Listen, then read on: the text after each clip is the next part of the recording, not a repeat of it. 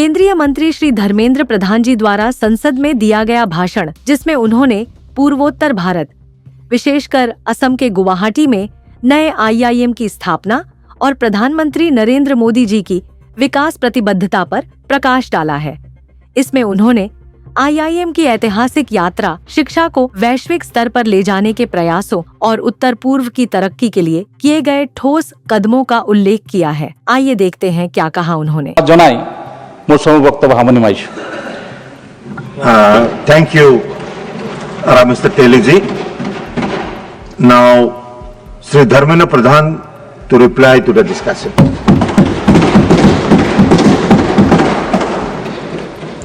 धन्यवाद महोदय। अभी आपकी अनुमति से इस सभागार में 13 मान्यवर सदस्यों ने IIM गुवाहाटी की कैंपस को, गुवाहाटी की अंदर एक नई IIM की जन्म लेने को समर्थन किया। उन्होंने इसके प्रति इसके ऊपर जो मंशा है, माननीय प्रधानमंत्री नरेंद्र मोदी जी ने जो पूर्वोत्तर की विकास के लिए प्रतिबद्धता दिखाई, उसको समर्थन दिया, उनको अप्रिशिएट किया। इसलिए मैं सभी को सबसे पहले धन्यवाद देता हूं। कई मान्यवर सदस्यों ने अनेक अच्छे सुझाव भी दिए।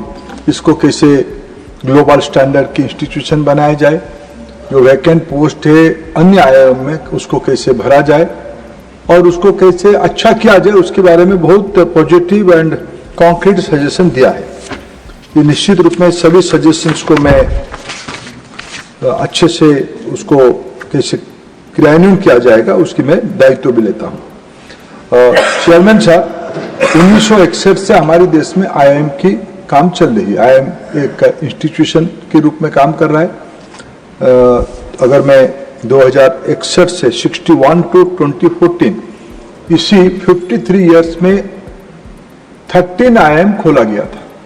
13 within the span of 53 years, government of those years could create 13 IIM only.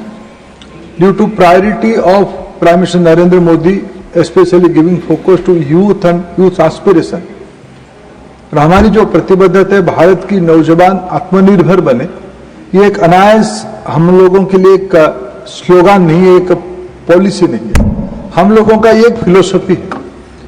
Chairman sir, इस फिलोसफी को पूरा करने के लिए इंस्टीट्यूशंस बनाने पड़ते हैं।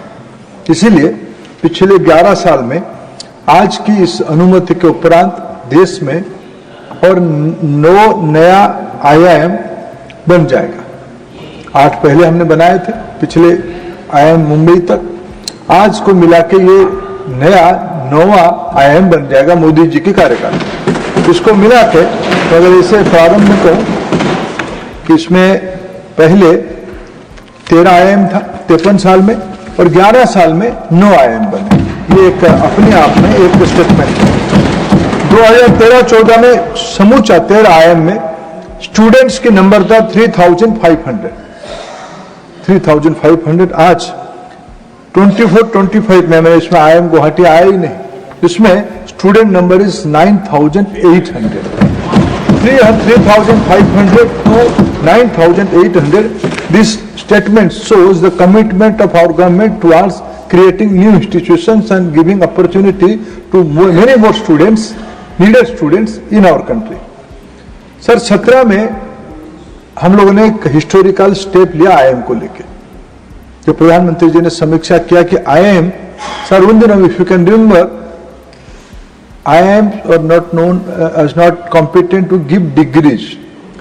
In those days, IIM, whatever they may be, whatever quality they may have produced, the degree was known as PG diploma. So it was known as a diploma.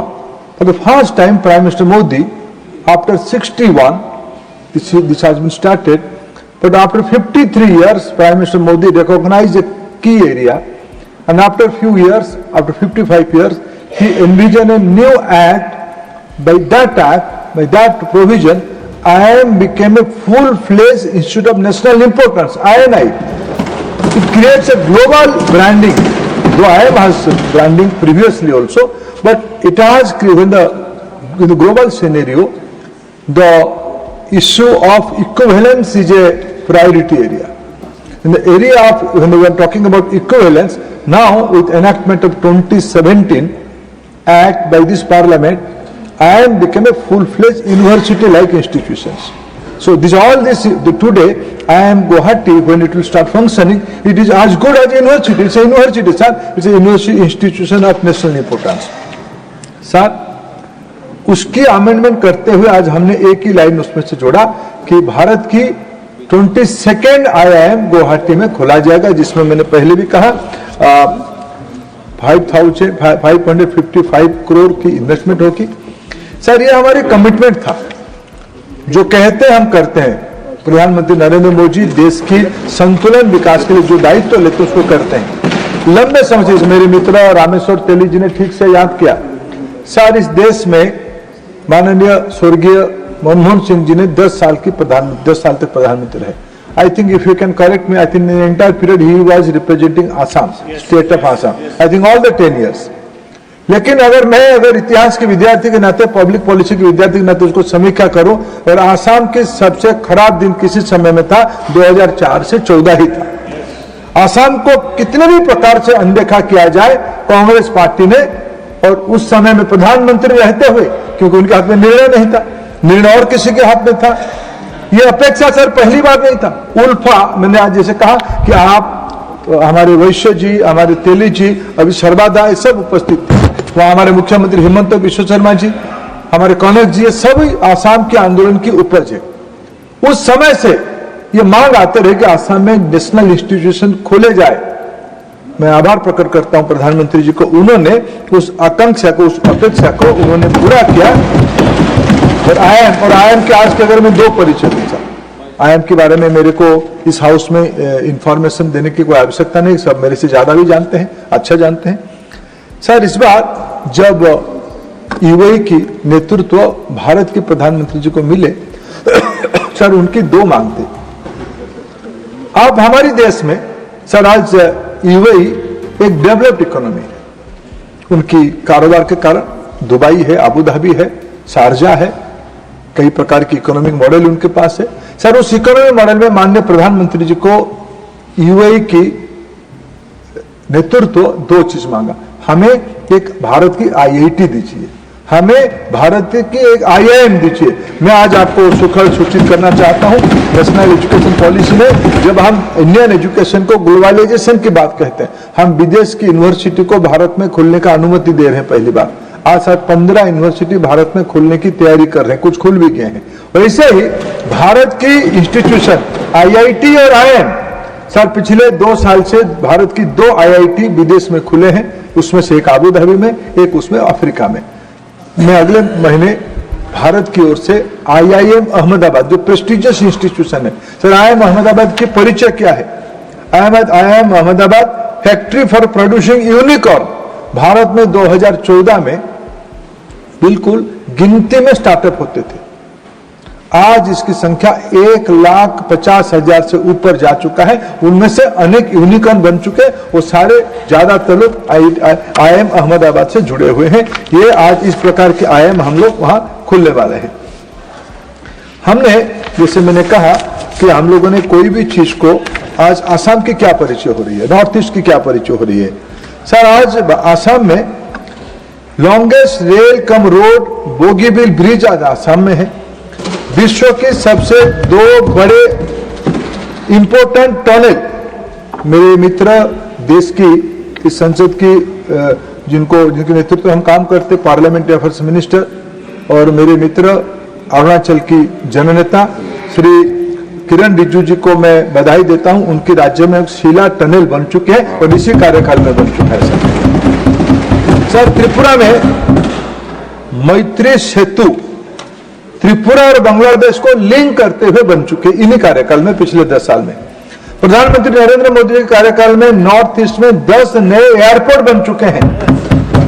Sir अभी भारत सरकार ने 4 सेमीकंडक्टर कारखाना को खोलने के लिए अनुमति दिया। सर कारखाना खोलने की अनुमति क्या देना पड़ता है? भारत सरकार उस इन्वेस्टमेंट की 50% इन्वेस्टमेंट भारत की ट्रेजरी के पैसे उन राज्यों को देता है। सर 10 साल तो मनमोहन सिंह जी प्रधानमंत्री थे देश की, सर वो तो चिंता नहीं किए। प्रधानमंत्री नरेंद्र मोदी जी ने आसाम में जब सर गुजरात, महाराष्ट्र, तमिलनाडु जैसे प्रांत में सेमीकंडक्टर खोल रहे थे, उस समय में नरेंद्र मोदी जी की पहल से आसाम में सेमीकंडक्टर की कारखाना खोला, 27,000 करोड़ रुपया इन्वेस्टमेंट कर। सर आज ऑर्गेनिक फार्मिंग में सिक्किम देश की अव्वल नंबर राज्य बन चुका है। मेघालय में फूड प्रोसेसिंग की अपनी नई दुनिया बना रही है। सर प्रधानमंत्री जी ने कहा है कि अष्टलक्ष्मी, 7 सिस्टर्स प्लस सिक्किम, 8 राज्य हमारे भारत की स्वाभिमान की, भारत की विकास की, भारत की संवेदनशीलता की, भारत की भाईचारा के प्रतीक है। उसको हमारी सरकार में 8 ईस्ट पॉलिसी के तहत पहला अधिकार, कभी सारे इस देश में नेतृत्व कहता था संसाधनों की पहला अधिकार कोई वर्ग की है। प्रधानमंत्री नरेंद्र मोदी जी ने कहा संसाधनों की पहला अधिकार देश की गरीबों की है, देश की महिलाओं की है, देश की युवाओं की है, देश के किसानों की है, और उसको करके दिखा। संसाधनों की पहला अधिकार भारत की पूर्वोत्तर हिस्सा की है, नॉर्थ ईस्ट पार्ट की, ये सब करके उन्होंने दिखाया। मैं इस पहल के लिए फिर मैं एक बार आसाम की सरकार को, विशेष करके वहां का मुख्यमंत्री श्री हिमंत बिस्वा शर्मा को धन्यवाद देता हूं। उन्होंने निरंतर प्रयास करते हुए आसाम में प्रधानमंत्री जी की अनुमति प्राप्त करके आज आसाम में गुवाहाटी में IIM खुलने वाला है।